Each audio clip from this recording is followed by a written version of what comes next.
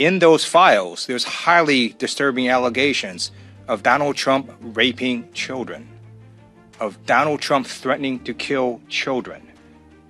So I encourage the press to go look at these allegations, and I'm highly disturbed that Deputy Attorney General Todd Blanche just got the law wrong. Yesterday, he said, essentially, that it is not a crime to party with Jeffrey Epstein. Well, that's actually not correct. If Jeffrey Epstein was human trafficking minors for these sex parties, and you show up and patronize the establishment at that party, yes, you're guilty, because patronizing is part of the law, of the federal sex trafficking law. So Deputy General Todd Blanche just got that wrong, which maybe explains why they aren't investigating all these folks, including Donald Trump. He needs to read the law and investigate these people. He also needs to resign, not only for not knowing the law, but a massive, not only screw up, but the biggest privacy violation in history. They release a lot of pictures of minors unredacted, just violated the privacy of these girls. It is uncalled for what they did. The one thing that they could not do under this law was to invade the privacy of these women now, who were girls at the time, who were victims of sex trafficking. Also, he met with Ghislaine Maxwell, moved her to minimum security prison, and then got a puppy for her. So for all those reasons, he's just got to leave the Department of Justice. In those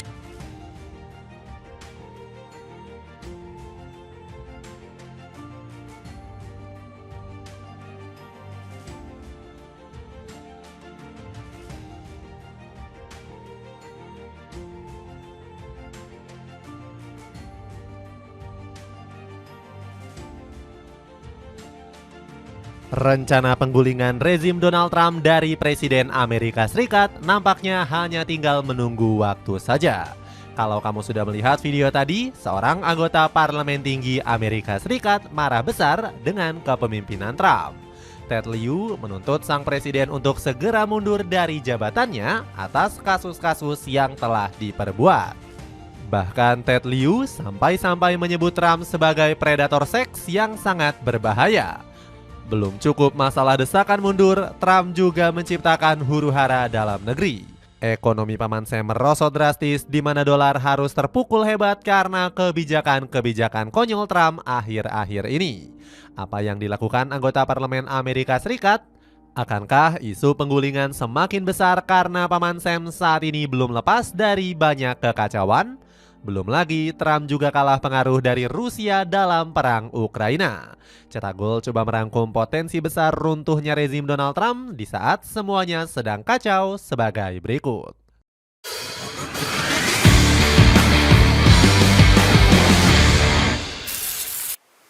Desakan mundur Donald Trump yang semakin besar.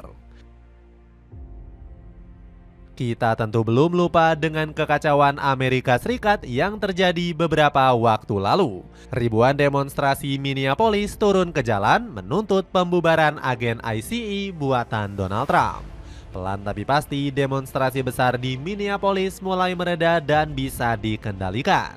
Menurunnya demonstrasi bukan disebabkan karena kebijakan Donald Trump yang berpihak ke rakyat.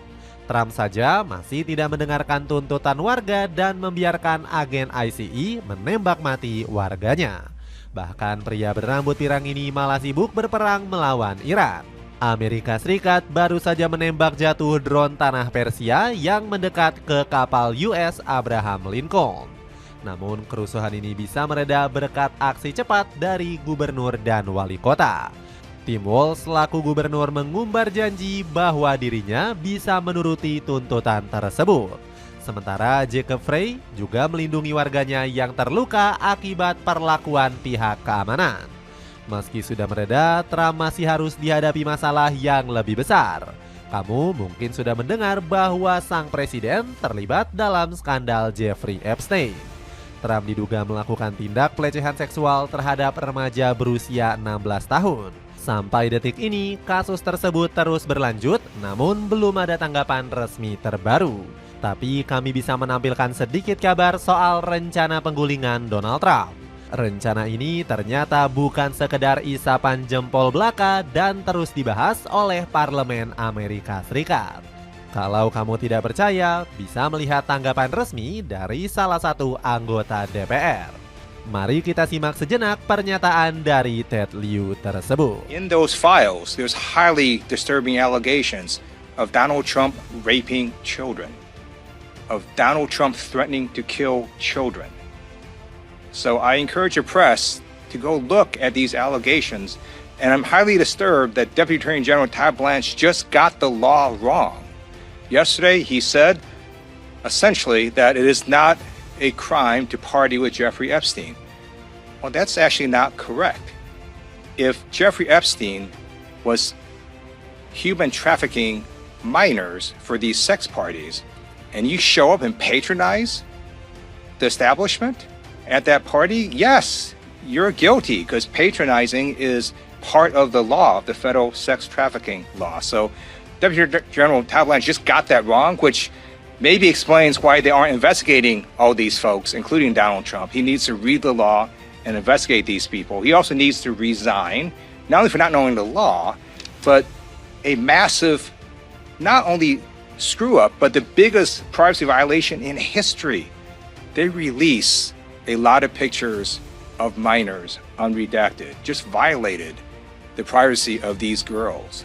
It is uncalled for what they did. The one thing that they could not do under this law was to invade the privacy of these women now who were girls at the time who were victims of sex trafficking. Also, he met with Ghislaine Maxwell, moved her to a minimum security prison, and then got a puppy for her. Jika kamu sudah melihat tadi, apa tanggapanmu? Ted Lieu tidak terima karena Wakil Jaksa Agung mencabut dakwaan terhadap dua penasehat Trump yang terlibat dalam kasus Jeffrey Epstein. Ted mengatakan bahwa Trump merupakan seorang predator seks yang wajib dihukum. Saking kesalnya, politikus kelahiran Taiwan ini mendesak Donald Trump untuk mundur dari jabatannya sebagai presiden. Ted Lieu menuduh Blanche telah mengubah Departemen Kehakiman menjadi alat politik pribadi Donald Trump. Dia berpendapat langkah untuk membatalkan hukuman atau mencabut dakwaan bisa merusak supremasi hukum. Trump memang orang yang keras kepala dan tidak mau mengakui kesalahan. Saat ditanya oleh wartawan CNN, sang presiden malah kembali marah-marah dan memaki-makinya. Trump bahkan mengancam wartawan tersebut untuk segera berhenti memberitakan. Saya pikir ini benar-benar sudah waktunya bagi negara untuk beralih ke hal lain, tegas Trump. Kali ini serupa protes Donald Trump tidak hanya hadir dari warga sipil biasa. Para selebriti mulai mengejek dan mengecam perilaku sang presiden yang sudah di luar batas. Sindiran-sindiran tersebut datang dari para selebriti terkenal seperti Trevor Noah dan Billie Eilish. Ekonomi merosot, dolar Amerika Serikat terpukul. Isu penggulingan Trump bukan hanya datang dari kasus skandal yang menimpanya. Rakyat sudah mulai sadar bahwa Amerika Serikat mulai jalan di tempat dan tidak ada kemajuan sejak dikendalikan Donald Trump. Lihatlah bagaimana mata uang dolar Amerika Serikat terus melemah dan mengalami penurunan tajam. Dilansir dari CNBC Indonesia, nilai tukar dolar sendiri turun 1,3% terhadap banyak mata uang lainnya. Hal ini menjadikannya pada level terendah dalam 4 tahun. Nggak tanggung-tanggung, penurunan tersebut sebanyak 2,6% sejak awal tahun 2026. Per hari Rabu kemarin, nilai tukar dolar lagi-lagi turun hingga 0,1%. Sangat berbeda jauh dari pound sterling Inggris dan euro yang malah mencapai level tertinggi.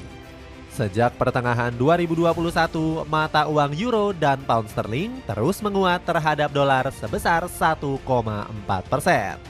Apakah ini adalah karma karena Donald Trump sebelumnya ingin melemahkan ekonomi Eropa? Trump menggunakan kuasa penuhnya menaikkan tarif hingga 25%. Kabar baiknya adalah nilai tukar rupiah terhadap dolar juga semakin menguat. Dampak dari melemahnya nilai tukar dolar bisa sangat besar terhadap ekonomi negeri Paman Sam. Hal itu dibenarkan oleh Steve Sosnick selaku analisis pasar di Interactive Brokers. Dolar yang melemah bagaikan koin bermata dua. Ekonomi Amerika diprediksi merosot. Jika perusahaan punya operasi global, pendapatan mata uang asing bisa kembali menguatkan dolar, kata Steve Sosnick. Bukan gak mungkin jika terus merosot, pengaruh ekonominya akan diambil alih oleh China. Apa yang membuat nilai tukar dolar terus merosot ke posisi terendah dalam 4 tahun terakhir? Jawabannya adalah karena komentar Trump yang sering mempunyai motif tertentu. Salah satu yang melemahkan dolar adalah niat busuk Trump untuk menyerang Iran, Greenland, Kanada, dan Kuba. Setelah menyebar rencana tersebut, nilai tukar dolar terus mengalami penurunan hingga saat ini. Kita akan menanti apakah Trump bisa kembali menguatkan nilai mata uang dolar, atau justru ini menjadi bumerang Trump yang sebentar lagi akan kehilangan jabatannya. Donald Trump mengakui kekalahan perang dari Rusia. Apa yang lebih dikhawatirkan Trump bukan sekedar itu saja. Kekalahan dalam perang dan pengaruh benar-benar terus menghantui presiden berambut pirang ini. Lihatlah bagaimana Donald Trump memohon ampun ke Vladimir Putin. Politikus Partai Republik ini meminta Rusia untuk segera menghentikan serangan masif ke Ukraina. Saya pribadi memohon kepada Presiden Putin untuk tidak menembaki Kiev dan kota-kota di sekitarnya selama seminggu, kata Trump. Ya, kamu tidak salah dengar, itu adalah pernyataan Trump soal permohonan ampun ke Putin. Namun nampaknya Presiden Rusia ini sudah muak dan enggan mendengarkan Donald Trump. Baru-baru ini, Putin kembali membumi hanguskan sekutunya tersebut. Negeri beruang merah menyerang fasilitas energi Ukraina pada hari Selasa malam kemarin. Serangan ini berdampak pada ribuan warga yang bisa mati di dalam kedinginan. Sebab tanpa pemanas di tengah suhu dingin, masyarakat bakal kesulitan untuk bertahan hidup. Serangan ini juga menewaskan 2 remaja di kota Zaporizhia Selatan dan merusak monumen Perang Dunia II era Soviet. Apakah serangan ini sebagai ajang gagah-gagahan Putin? Kalau kita melihat kepemimpinan Putin memang punya karismatik yang lebih dari Donald Trump. Kekalahan perang juga diprediksi akan diderita oleh Amerika Serikat menghadapi Iran. Meski sudah menyerang drone, Iran tidak tinggal diam dan siap untuk membalaskan dendamnya. Teheran siap membalaskan dendam dengan cara yang lebih kejam dan berbeda dari sebelumnya. Setelah mengetahui ancaman tersebut, Amerika Serikat akhirnya mengalah. Trump lebih memilih untuk melanjutkan negosiasi perdamaian dengan Iran. Menurut kabar terbaru, Iran dan Amerika akan bertemu di Oman untuk membahas perundingan damai. Meski hanya perundingan kesepakatan nuklir, Trump menilai langkah ini adalah sebuah kemajuan. Abbas Agrachi selaku presiden juga menyambut baik langkah tersebut. Perundingan damai nuklir dengan Amerika Serikat dijadwalkan digelar di Muscat sekitar pukul 10 pada Jumat, kata Arakci. Kita nantikan saja apakah perdamaian ini hanya sekedar omon-omon dari Trump. Omongan presiden berambut pirang ini memang semakin sulit dipercaya begitu saja. Itulah ulasan potensi besar runtuhnya rezim Donald Trump di saat semuanya sedang kacau. Bagaimana pendapatmu? Akankah Trump benar-benar kehilangan jabatannya atau justru kekuasaannya semakin kuat dan sulit dihentikan? Coba tulis pendapatmu di kolom komentar di bawah ini.